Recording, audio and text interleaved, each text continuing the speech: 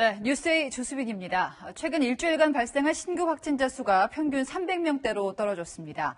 그렇다고 긴장 풀 단계는 아닌데 정세균 국무총리는 새학기 등교 수업을 검토하라 지시했습니다. 더 이상 교육 문제를 미룰 수 없고 어린이 또 청소년은 감염률이 낮다는 걸 근거로 들었습니다. 먼저 김단비 기자입니다. 정세균 국무총리는 새학기가 한 달여 앞으로 다가오자 등교 수업 검토를 주문했습니다. 원격 수업이 길어지면서 학습 격차, 사회성 부족 같은 부작용이 너무 크다는 겁니다. 또 학교는 감염 위험이 낮다고 강조했습니다. 방역 수칙만 지켜진다면 학교는 감염 확산의 주 요인이 될 가능성이 낮다고 하는 분석 결과를 내놓고 있습니다. 그러면서 근거를 든 건 지난해 10월 WHO 보고서입니다.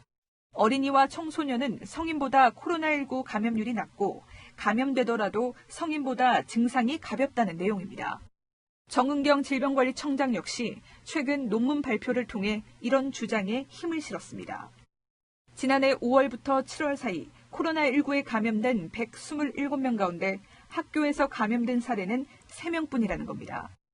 등교 수업 가능성이 커졌지만 현재 거리두기 지침상 최소 전교생의 3분의 2가 학교를 가려면 한 주간 평균 확진자 수가 300명 밑으로 떨어져야 합니다.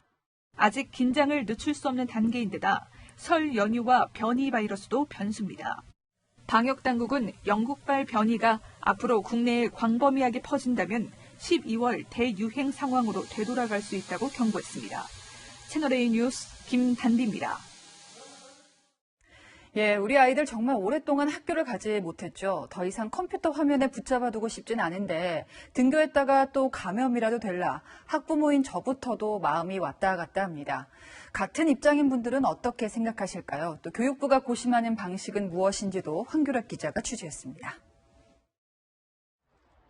정부가 등교 수업 확대를 꺼내자 원격 수업에 지친 학부모들은 반깁니다.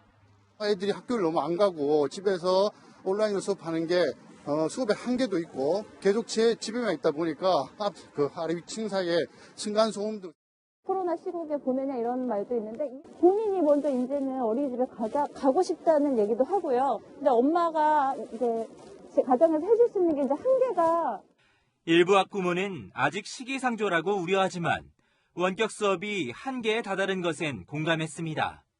다만 초중고 모든 학생의 등교는 어려워 보입니다.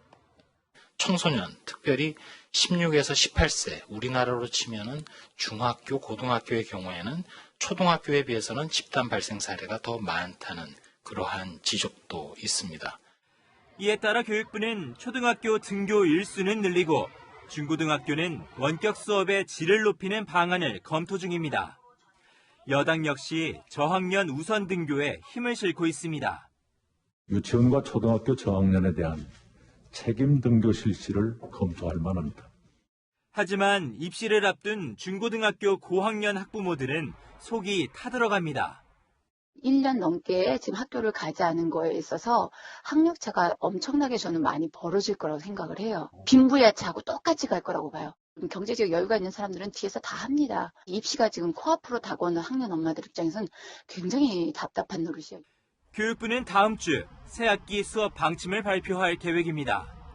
채널A 뉴스 황규락입니다.